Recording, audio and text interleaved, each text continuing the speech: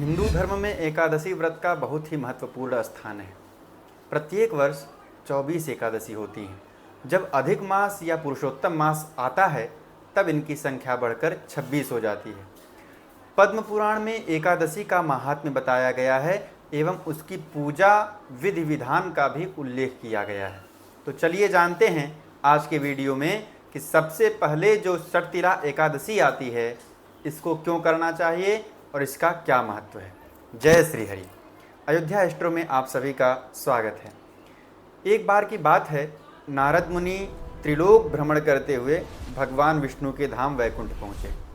वहाँ पहुंचकर उन्होंने भगवान को प्रणाम किया और उनसे अपने मन में चल रही जिज्ञासा व्यक्त करते हुए एक प्रश्न किया कि हे प्रभु, षटतिला एकादशी की क्या महिमा है और इस एकादशी को करने से कौन सा पुण्य मिलता है।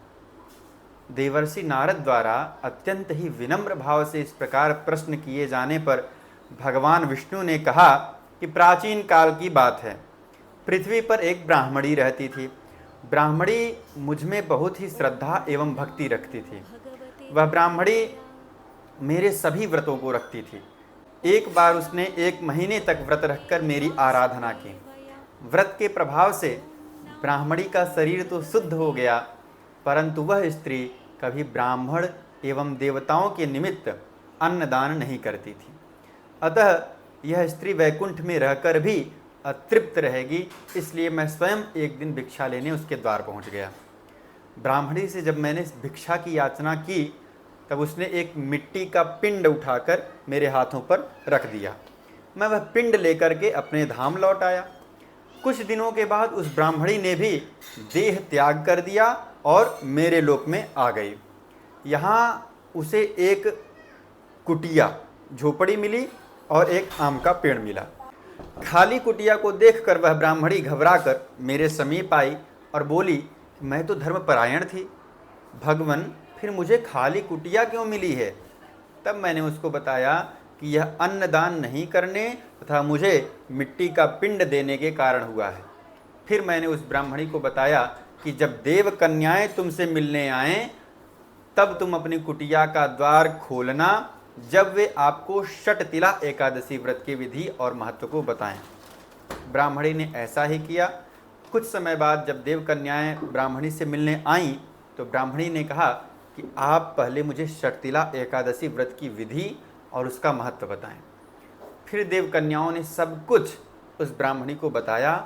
उसके बाद जिन विधियों को देव कन्याओं ने बताया था उस विधि से ब्राह्मणी ने षटतिला एकादशी का व्रत किया।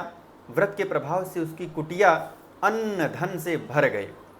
इसलिए हे नारद, इस बात को सत्य मानो कि जो व्यक्ति इस एकादशी का व्रत करता है और तिल एवं अन्न दान करता है उसे मुक्ति और वैभव की प्राप्ति होती है।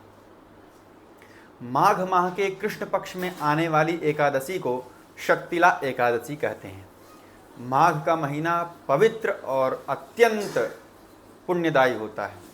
इस मास में व्रत और तप करने का बड़ा ही महत्व है।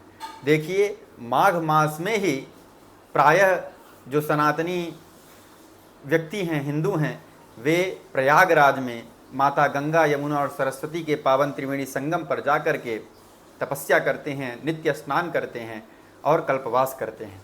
इसलिए इसका महत्व माघ मास का अत्यंत है। षटतिला एकादशी के दिन मनुष्य को भगवान विष्णु के निमित्त व्रत रखना चाहिए। व्रत करने वालों को सुबह ब्रह्म मुहूर्त में स्नान करके गंध, पुष्प, धूप, दीप, तांबूल सहित विष्णु भगवान की षोडशोपचार से पूजन करना चाहिए। उड़द और तिल मिक्स करके खिचड़ी बना करके भगवान को भोग लगाना चाहिए। ध्यान रहे कि खिचड़ी में चावल का प्रयोग न करें। रात्रि के समय तिल से 108 बार भगवान विष्णु के द्वादशाक्षर मंत्र से हवन करें। इस व्रत में तिल का 6 रूप में उपयोग अत्यंत फलदायी होता है। जो भी व्यक्ति जितने रूपों में तिल का दान करता है उसे उतने 1000 वर्ष स्वर्ग में स्थान प्राप्त होता है। ऋषिवर ने पद्म पुराण में जिन 6 प्रकार के तिल दान की बात कही है वह इस प्रकार हैं। नंबर 1, तिल मिश्रित जल से स्नान। तिल से मिक्स करके जल से स्नान करना चाहिए, तिल का उबटन लगाना चाहिए, तिल का तिलक लगाना चाहिए और तिल मिश्रित जल का सेवन करना चाहिए, तिल का भोजन करना चाहिए और तिल से हवन करना चाहिए। इन चीज़ों का स्वयं भी प्रयोग करें और किसी श्रेष्ठ ब्राह्मण को बुलाकर उन्हें भी इन चीज़ों का दान दें। इस प्रकार जो षटतिला एकादशी का व्रत रखते हैं, भगवान उनको अज्ञानता पूर्वक किए गए सभी अपराधों से मुक्त कर देते हैं और पुण्य दान देकर स्वर्ग में स्थान प्रदान करते हैं। इस कथन को सत्य मानकर जो भी भक्त यह व्रत करता है, उसका निश्चित ही भगवान नारायण उद्धार करते हैं। आशा करता हूँ कि इस दास के द्वारा बताई गई जानकारी अच्छी लगी होगी, इसलिए वीडियो को लाइक करें, कमेंट में जय श्रीमन नारायण लिखें और अयोध्या एस्ट्रो चैनल को सब्सक्राइब करना ना भूलें। जय श्रीमन नारायण।